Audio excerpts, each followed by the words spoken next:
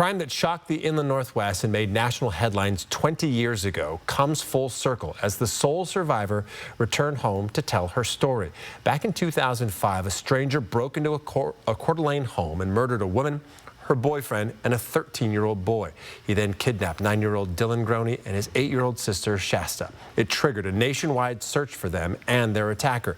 The two were held captive in the mountains of Montana for weeks by Joseph Duncan. He brutally tortured them before murdering Dylan and bringing Shasta back to Coeur d'Alene. Duncan died in prison, but for Shasta, the nightmare was far from over. In a 4 News Now exclusive, our Alexandra Cohen-Yarts joined Shasta as she returned to the site where this all began and explains why she's choosing now to share her story. It's been over a decade since Shasta Groene set foot on this property. Once the heart of a peaceful home, now the site of a horrific triple murder and kidnapping.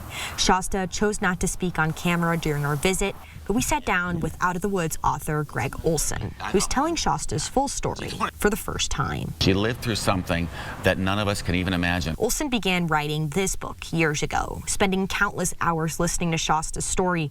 Putting into words what it has meant to truly get to know her is not easy. I care about her. I can't. I feel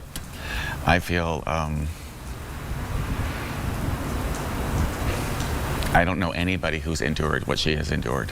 It is here at the Well-Read Moose, a bookstore in Coeur d'Alene, that the signing is taking place for Out of the Woods. It tells me that they have just seen an overwhelming turnout from the community of people curious to read this story, hear from the person who wrote it, as well as the woman it's all about. Everybody in this community was touched deeply by what happened, and they have followed her story, and I think there's a lot of love for her.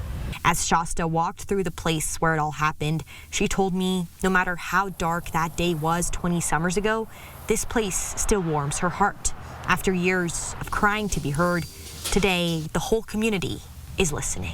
She wants to tell it because she feels like that's a pathway to getting better and to healing.